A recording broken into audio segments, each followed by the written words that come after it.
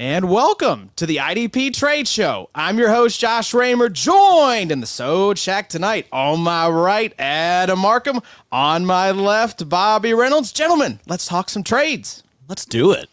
You ready, Bobo? Can't wait. You're the trade master. I am. Wheeling and Dylan. I'd say Bobo probably racked up the most trades in our main Dynasty League this year. No, it's easy. I feel like I slowed down this year. What do you think I'd set the over under 32 and a half trades this calendar year. Under probably this year in XFL. I don't it was think definitely so. over. Don't think it was last year. over 32? I think he went over. You think he went over? I think he went over, definitely. You're probably right. I think he's probably right around Probably that. accurate. Somewhere I pretty think he went close. over. He's in the 30s somewhere. That's year 7 of that league, right? yeah, started in 2016. Wow. And maybe Wowee. the trades did slow down for you. That kind of happens when you get established like that in the Yeah. league. I mean, we all kind of know how to approach each other. We're all sometimes busy. Sometimes we don't have enough. We all got more kids now. Yeah. That's for sure. A lot more kids than when I started in the XFFL. That's for sure. I was thinking about that this week. That a lot of the teams in there that don't make a lot of trades, do you think it's beneficial for them to kind of ride it out sometimes, because you get the fluidity of the season. Like sometimes you can trade too much to where TJ Watt's been down, hadn't done much. You trade him, well, then he pops off on somebody else's team. Sometimes I feel like maybe just going with the ebbs and flow of the season is maybe a good thing from time to time. You can trade too much, I believe. Well, trading does become addictive. That little Sure. dopamine hit of getting your trade accepted it's a dangerous drug, especially in Dynasty Fantasy Football. You got to be careful. So welcome to the Trade Show. We're going to be breaking down your trades as if you needed another dopamine hit. This is a show completely driven by content from you all. You all provide the trades, and we break them down. We're going to go, we've got about 7 or 8 trades here. If you're watching, welcome in. We're glad you're here. Drop a trade in the chat, and we will break it down live on the show. Drop anything. Say Yeah. what's up. Say what's up. Well, we'll put it up Get here personal. on the screen as well. Sure. Yeah. Social Security, Mother's Maiden. Let's get real personal. We've got about 7 or 8 trades here we're going to walk through, and if we have any come in, we'll hit those as well. But, gentlemen, let's jump right in with Daryl T. from the website. Juicy one from Daryl. So this is a 2-parter. A lot of these are going to have multi kind of parts here with some necessary context. But the bones of the trade from Daryl. He received wide receiver Mike Evans, wide receiver Elijah Moore, and linebacker Quay Walker, along with an early 2024 second-round pick. And he sent wide receiver Jordan Addison, tight end Jake Ferguson, defensive end Will Anderson Jr. for a 2024 late third-round pick. So, context for this one, 12-team dynasty, starts 1 quarterback, 3 wide receivers, 2 running backs, 2 like a flex spot, 2 flex spots that includes a tight end, 1 defense, 1 kicker. So this is one of those leagues with a team defense and IDPs, which I find fascinating. 2 DL, 2 linebacker, 2 DB, 1 IDP flex. He said his team is a contender and the other side is in a rebuild. So it is a pretty large starting lineup league, 12 teams. It's a dynasty league. Daryl is the contender. The other team is rebuilding. So again, to recap here, Daryl got Mike Evans, Elijah Moore, and Quay Walker, along with an early 2024 second-round pick for Jordan Addison, Jake Ferguson, Will Anderson, and a late third. Addy, what do you think about this one that Daryl T pulled off? Boy, well, first thought is I'm not crazy about it. I love Jordan Addison. I think he is going to be a stud for the next decade. Will Anderson, pretty much same thing. And you start 3 receivers and 2 flex. So, I mean, you can essentially start 5 receivers, which, I mean, I think most of us agree at the table, receiver, and especially elite receivers, getting a bunch of them, that's kind of the way to do it in dynasty leagues. So, yeah, I'd have a hard time giving up Jordan Addison. He's like one of the guys that I'm really trying to target. And same with Will Anderson. And we've talked about him a ton, on the IDP show and probably on this show a few times.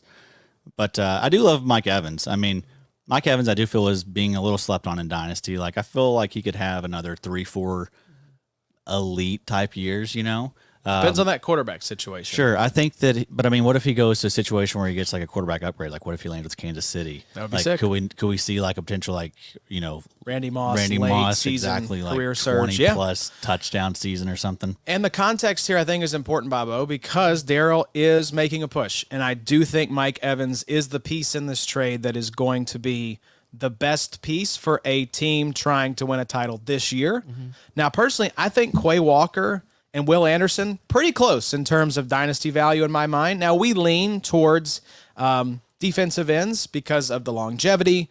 Now, he doesn't specify what kind of scoring here. It could be a tackle-heavy league where linebackers are more valuable than defensive ends. The difference here for me is if I'm comparing pieces to pieces, you've got Jordan Addison, right?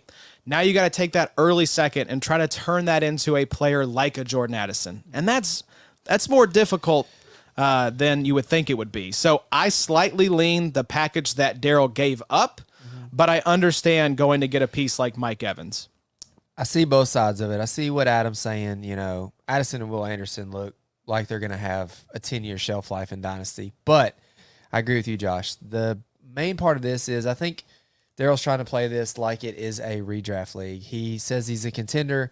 Mike Evans is going for like his 84th 1,000-yard season in a row. 7 in a row. Baker Mayfield. Yep. Elijah Moore is kind of nothing right now. Quay Walker will Mari be Cooper has been banged up. That's true. So, That's a good point.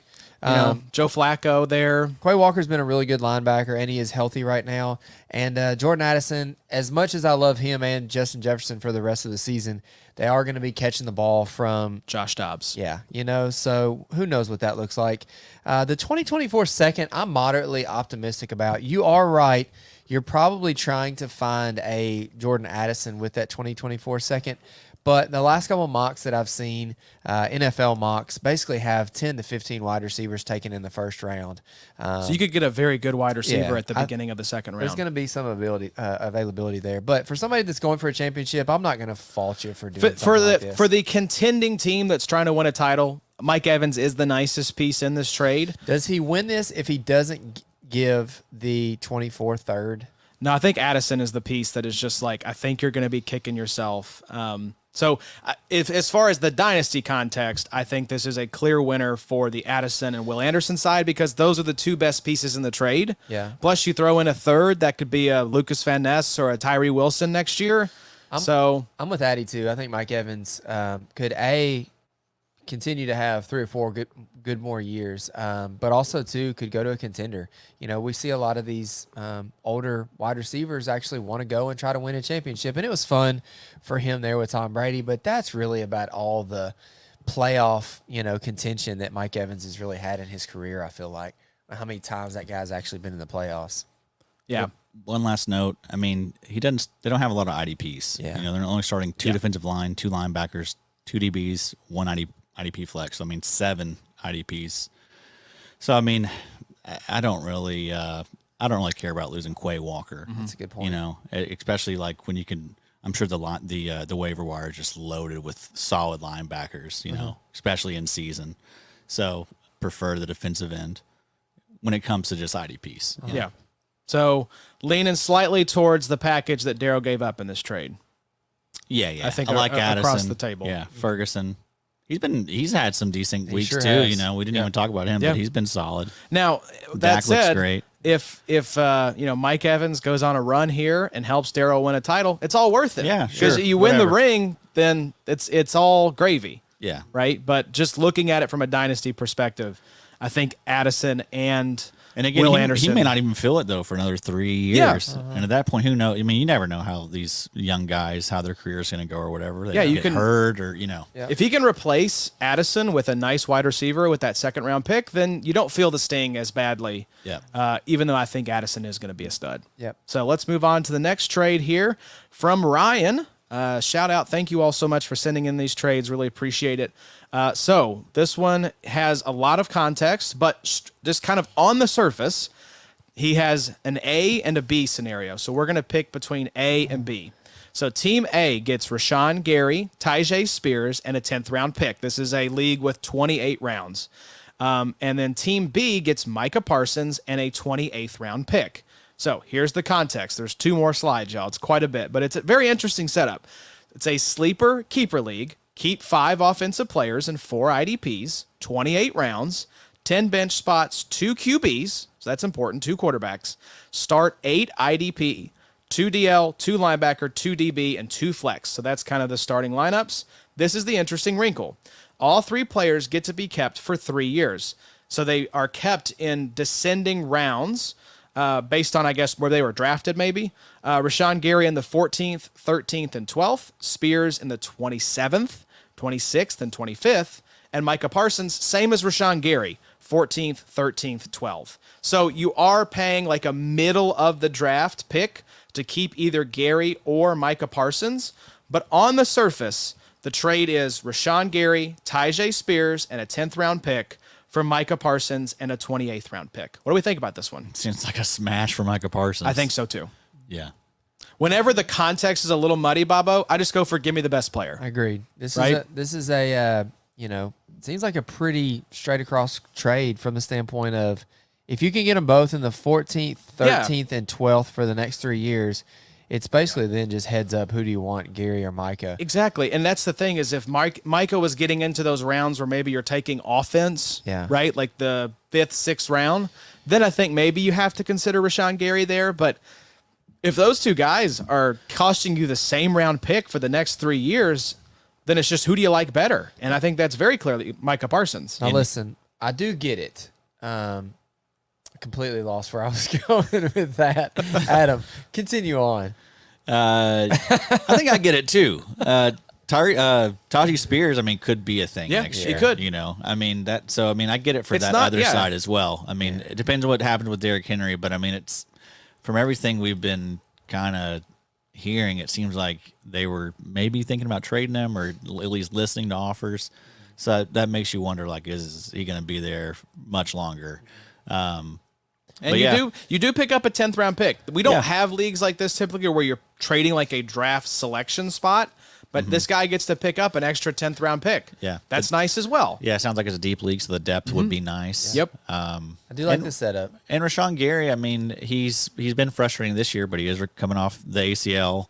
I do kind of expect him to have a really, nice 2024. I mean, I think we could see him easily get back into the – what did he have that 1 year? 11, 12 sacks, I feel like.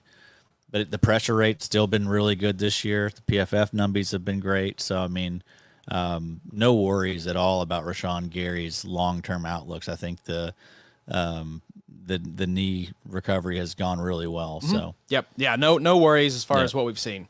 So I think I'm still Micah Parsons, but I am warming to the other side because the extra 10th round pick that's probably going to be solid. That's going to be a nice piece. Yeah. So you've got 2 potentially nice pieces there with Spears and whoever the 10th round pick is. That's fine, but I think you just want to get elite where you can, and I feel agree. like Micah Parsons, He's a tier or 2 up from Rashawn Gary for me. We are several days removed from not only podcasting about it, I brought it up, but Josh creating a short about Micah Parsons. Is he the 101 in IDP Dynasty? And I think it's kind of like the first trade. We were kind of all in agreement. I think we're all in agreement still that Micah Parsons is probably the 101 in most of your IDP redraft and dynasty leagues. Yeah. Go to the IDPshow.com. Adam has his ranks. Right now, obviously, Micah Parsons is the 101, the edge one. And right now you have Rashawn Gary slightly behind your boy Jalen Phillips as the edge 12. Okay. Yep. But overall 15. So, but here's the question too, I guess in Dynasty is how high could a healthy Rashawn Gary get to in 2024? Yeah, he could get up there. He could be edge 1.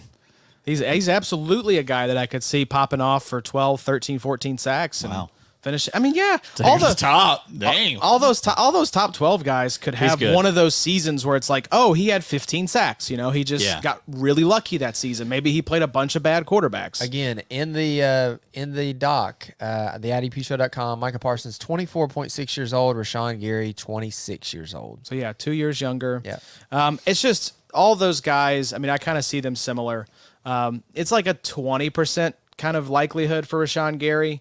I see it as much more likely for Micah Parsons that he could finish as edge 1 any given season, but it's a lot closer, I feel like, to me than I want to lead it to believe, because I mean, Man, Gary can have some games where he goes off for 3 sacks, and then just wins you a week. And he's gonna. I mean, if Van Ness develops, we were all fans of Van Ness. That could be a really nice tandem. Yeah, could be. So I think we're all still Parsons, but it seems like the Gary side is pretty close. Yeah, I think both sides should feel fine about it. Yep. You know? Good trade for everyone involved. Well, let's move to our boy Kyle B. Dropping this trade earlier in our retweet group. He said Nate Landman. He traded away for a 2024 third-round pick in a 16-team start 3 linebacker league. And this is how you do it. You pick up the Nate Landmans of the world off waivers, and you flip those bad boys for third-round picks, and then go get you a premium defensive end. What am I pushing? Landman. Oh, that was very loud. I didn't adjust the volume of the drops. Sorry Whoopsie. about that. Sorry, folks. guys. We're still figuring out the live stuff, but yeah, that's exactly how you do it. I mean, yeah, this is someone that you got off waivers. I think Landman was like undrafted guy. If not, he was like In like drafts this summer for fantasy, no, I mean or like the NFL? actual NFL. Okay. I don't know. He didn't have very high capital, right? I mean, it wasn't. I feel like it was. I think he was undrafted. 6th or 7th round at best. Yeah. Anyway, but now here's the flip side. We love Kyle picking up a third. What about the guy sending a third for Nate Landman? How do we feel about that? I mean, if he's a contender, we do like Landman for the rest of the season. But oh man, I mean, A third feels like it could buy you a little more than Landman. yeah, there's got something that's like a little more stable. Yeah, like 'cause it's Landman like- is like it feels like a rental because I mean, Yes, I'd next give year, a fourth for Landman, but Right. third, I don't know. There's Kate- some nice picks in the third. because Caden Ellis isn't going anywhere next year in Atlanta. Troy Anderson will be Anderson's back. coming back, and he has 2nd-round capital. He had the job before Landman got it, so It's I a mean, 1-year rental. Can we see if he was undrafted? I'm still trying to find that. All right. It's kind of hard. Let me see here. It's in Well, my, yeah, I mean, I don't mind the deal. A 16-team league, so, a third-round pick, depending on where it is, could be as late as, pick 48 potentially. So that thins the pool out considerably. That's like maybe a mid-4th-round pick in a 12-team league. UDFA, undrafted free agent. Yep. Wow. So yeah, cash in when you can. I mean, it's a very similar situation to Jack Sanborn last year, and I mean, if you had Jack Sanborn, Hopefully you cashed out. you were left holding the bag for the most part. Although I do think that at some point Sanborn's gonna Of course it does. become Sam, relevant. he'll come back around. I mean, these He will. Yeah. he'll be back, He'll be back. Yeah. It's just how this thing goes. It's and he's gonna cyclical. be angry. Yeah, He will be very angry. He will take out whoever is in front of him to get that job back. You don't think he was involved with getting Tremaine Edmonds taken out this season? You don't know Sanborn. Let's move to the next trade. It is from our boy Mace. Myles Garrett, he traded away for a 2024 2nd-round pick. I think Mace sold a little light here. There's a lot of context though for this. I think. Right? Give the context. Yes. I saw the actual trade sorry. itself. Yeah, sorry, we're not trying to do you like that, Mace. I just feel like on the surface, looking at this, maybe the context will change my mind. It but definitely will. okay, so because it feels like Myles Garrett's worth at least a first, if not multiple firsts, especially with how he's playing right now. So for a second, I'm curious what the context was here that could possibly change the outcome. So Yes, you're really good at this, Josh. trying to stretch it out for as long as I can, Addy, Yes, to give you time to pull up the tweet. Man, Mace has tweeted a lot today. It's hard. It's really hard. Go to your uh, notifications and yeah, look at the would be tweet that good. we were can involved do in. that.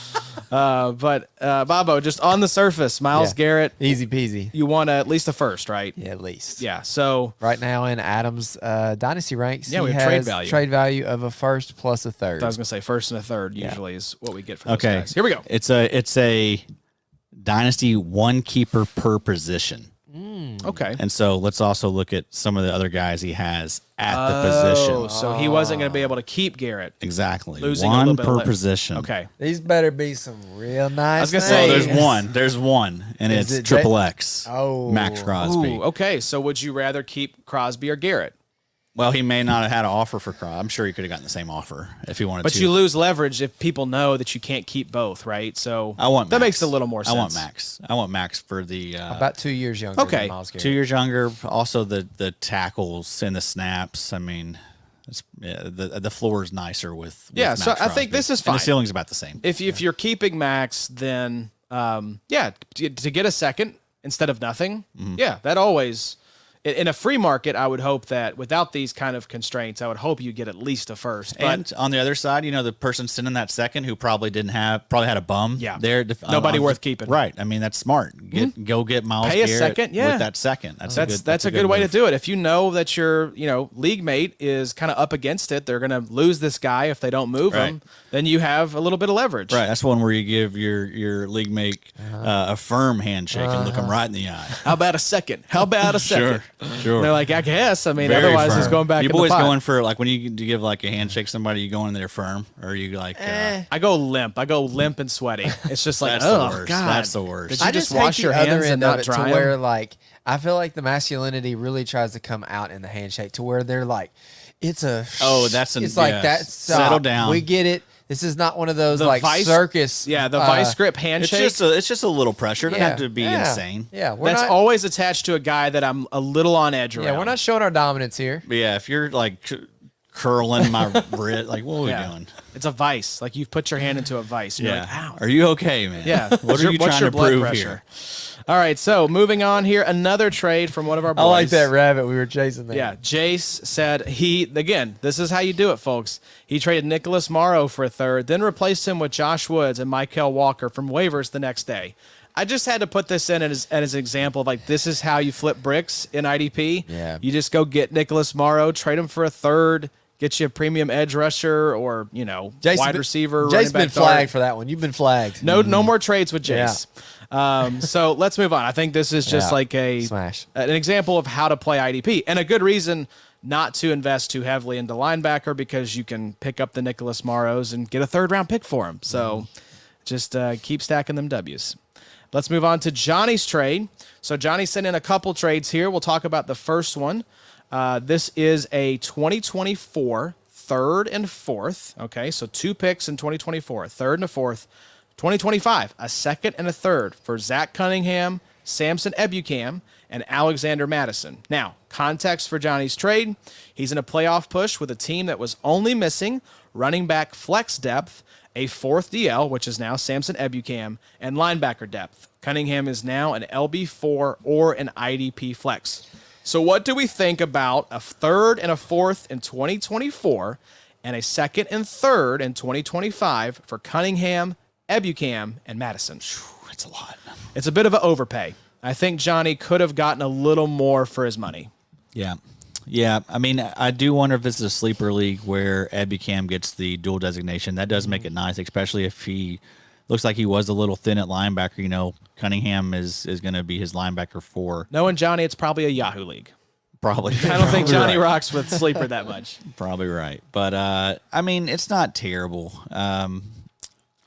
Zach Cunningham. That's the piece I would have tried to upgrade. Yeah. Zach Cunningham. I feel like you could have gotten a lot more.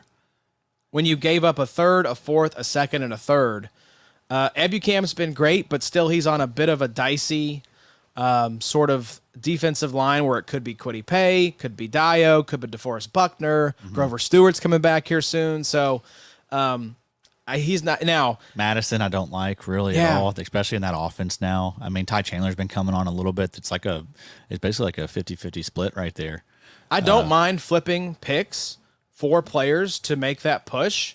I just maybe would have targeted some different pieces. Yeah, if you're giving up the seconds, in the thirds, I mean, that's where I need some pieces that are gonna be relevant next year for sure. 100%. For sure. Like I can't be because Zach Cunningham, Cut. he could be cut. Oh, He may not get any more I opportunities. think Madison's probably done after this year. Ebukam signed a 3-year deal, so I he'll like be there. Ebukam. Yeah, he's a nice That's piece, a nice piece going into next year. But you gave up 4 picks to have a guy that's going to be maybe DL3, 4 option for you next season.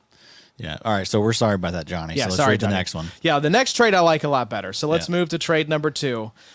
He gave up a 2024 first, a 2025 first, and a 2024 fourth for Tyreek Hill and Nate Landman, an Unreal Tournament. Context for this one, very similar to the last one. Loaded team, just missing that last little X factor for a title run. I'd say Tyreek is an X factor. I would agree. Nate Landman is now an LB4 or an IDP flex depth and helps me set 5 linebackers weekly. So again, it was a 24 first, a 25 first, and a 2024 fourth for Tyreek Hill and Nate Landman. I like this one a lot. I have no problem giving up 2 firsts and a fourth just for Tyreek Hill alone. And then you get Landman thrown in, let's say, for that 4th round pick, that like what we were just saying. So if you break it out that way, the 4th for Landman and 2 firsts for Tyreek Hill, and one of them's in 2025, I think that's a great trade. Yeah. Now we're gonna rub Johnny's shoulders. Yeah, there we go. Right here.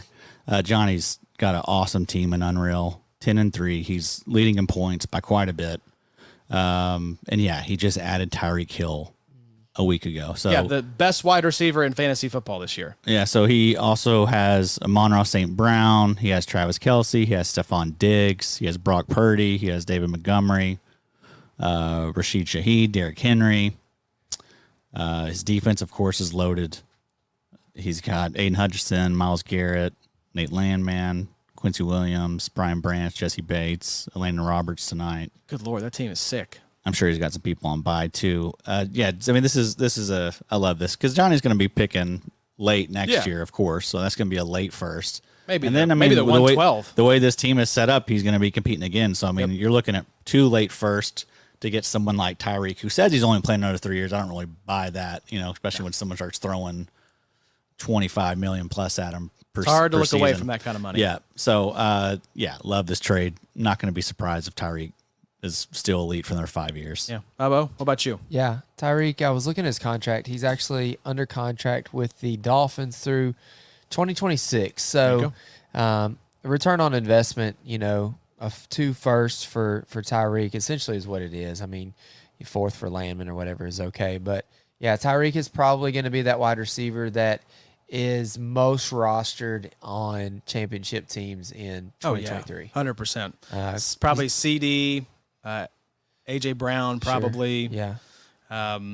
That's probably the Monroe. Yeah. Yep, could see that as well. Diggs. Tyreek's way up there. So let's move to the next trade, Bobo, and it is one of ours. We talked about it a little bit last week. I just wanted to kind of revisit it here. Sure. Antoine Winfield Jr. and Keyshawn Nixon to you from me for Minka Fitzpatrick and a 2025 4th round pick. Context for this one, Antoine Winfield Jr. and Keyshawn Nixon were expiring contracts. Winfield's extension was going to be about 4 years, $40 million, so about $10 million a year. It's gone up since then. Has it? Yeah. I think it's 11 now, isn't it? 12 Is something. it 12? Now. Wow. Yeah. So Minka had 1 year left on his deal for $1.95 million. So the context here, just as far as like the rationale was, my team is rebuilding. We're probably a year or 2 away from competing really seriously for a title in there. A lot of good teams. And so Winfield did not make sense as a piece for me. I could have franchised him, but that, franchising a safety just didn't make a lot of sense. So shipping him off, getting a 4th for Nixon, who is expiring. I'm never going to extend a cornerback, even someone like Nixon. And then getting Minka back for about $2 million. You were making the playoff push. I was not. So it was a cash out to a contender. And that's why the trade went down. Yep. Adam, thoughts? I was a little jealous you got Winfield. Yeah, since then I have extended Justin Jefferson I knew this was coming. because I think Listen maybe to- that Oh, now he's going to get Winfield extended. No, isn't he? no, I think he's in a franchise tag. that Oh, fr- exactly. the franchise and extend number could be a little bit more palatable. I was able to extend Cam Curl today. He dropped to 4 years, like $2.6 million a year. So I got him for Wow. like From 10 like or 11. 7 a year. Yeah, he was That's up at really like nice. 7 or 8. So thank you, Cam Curl, for your little late season swoon. So Drop you the extension extended number down. J. Jeff, so you could tag. and extend. Would J. Jeff's extension? It would have dropped some. Maybe, I don't know, $4 million a year, $5 million. What did he a end year. up being on the extension number? So next year I'm paying him like $32 million. that's not At bad. most, I think I'm probably pushing like 38, 39 in like year 4. You know how RSO's kind of got And the that cap's structure. supposed to be like $240 million next It's just season. I still mean, fair for it's a him. number for J. Jeff. I mean, I have CD too. Whatever it was, I was going to pay it. It's like, Yeah, you can't let him go. You're not And letting think him of go someone to else the is pot. going to when he gets in the. That's the thing. Oh, Like, absolutely. I could throw Devo back in the auction. He's going to or bring I could lose him. $35 million. Yeah, so it's just like I just would rather just I think have him. Devontae I got agree. 27 million. I think I got him for 27 this year on a 1-year deal. So he would have Jeff would have gotten 40 million in the auction. The thing about RSO to pay attention to is the years, because it's not the money that will bite you, it's how long you're tied to the money. It doesn't bite you as much because the cap goes up, but when it's those big contracts, Yeah. you just yeah. got to be careful people falling off a cliff. Yeah. That's the hard part. Is if you know they're going to be good, it's fine. It's just inflation. When you but give if them they that 4-year contract, that first year, you're like, oh, this isn't so bad. Yeah. year 4, you're like, oh my, I will send you a first round pick to take this guy off my team. Yeah. I did that with Odell. You did. You Odell. sent John a first. Yeah, I had to give him a first to get off. It was like a $40 million. $40 million Odell. There have only been a contract. couple 40s in there. Shout out Odell and Julio. Yep. Yeah, Both man. on Adam's team. They were both on the team. Yeah, at there one you point. go. Yeah. I've learned a lot of lessons in terms But of contract extensions. As far in as there. IDP is concerned, Winfield to me feels like one of those guys that he's 25 years old right now, could really retain like top 5 safety appeal in Dynasty for a couple years. I don't know what y'all's thoughts are. Now, I will say the other beautiful part about this is Josh gets picks, which is great. I didn't even make the playoffs, which is the other sucky caveat to it. But the benefit to tagging Jeff and then waiting is that now I get to watch free agency and see where Winfield goes to decide whether I actually want to tag him or not. So it buys me a little time more than anything. yeah, Yeah. yeah, I think for Winfield's worth it. I mean, that's definitely something. If you're looking for a safety, set it and Sounds forget like safety. a future trade coming. Could be. Future Could be. trade. Could Go be. ahead and send Deba. Hey, I got it. Send Deba. I got a 2026 fifth with your name on it, brother. can we trade 2027 picks? Is that allowed? Nah, I don't think so. Nah. We don't Actually, have I a- don't care. Trade whatever you want. I don't care. All right. Sounds good. I'll send it over. When I saw the 28th rounder earlier, I thought it was a 28 pick. I pick, thought, yeah. wow, this is a bunch of degenerates here. yeah. Yeah. Love to see it. Pretty cool. That's what I love about this show is that we get those sorts of interesting league setups. Like y'all had yeah. one with I think it was Steve Falco that was like just the Oh. context was insane, and it's Gave me like a headache. I'm like reading it, trying to dip your toe into it as an outsider. You're like, this is nuts, but it's also a lot of fun. Some of the interesting wrinkles that people come up with for these leagues. So Dude, I got to read this real quick. Winfield's last 4 games in Big 3 scoring, 20 points in Week 10, 16 points Week 11, 12 points Week 12, 40 points in Week 13. On the season, he has 3 sacks, 3 forced fumbles, 3 fumbles recovered, and 2 interceptions. So you talk about just Big a plays. guy who's all over the field. Good gracious. I mean, is he the safety 1 so far this year? probably, yeah. There really hasn't been a standout. I know K-Ham had the 3-sack game. Derwin has kind of been Yeah. okay. Winfield's been the most consistent I agree. all year long. So, yeah, I mean, this is like since he's come to the league, dude, he's been nothing but a top performing safety. Do we know what He his just got better every single year. Do we know what his alignment has looked like this year? I'm curious if he's playing slot or maybe some box or if he's playing primarily deep because, you know, in the past we've had that kind of compliment on Antoine Winfield that he produces despite being this deep safety. So he is safety 1 on the season. The next closest is Jesse Bates, who is about 21 points behind Antoine Winfield. Just 28% of the snaps in the sweet spot. Wow. So he's playing primarily deep. Yep.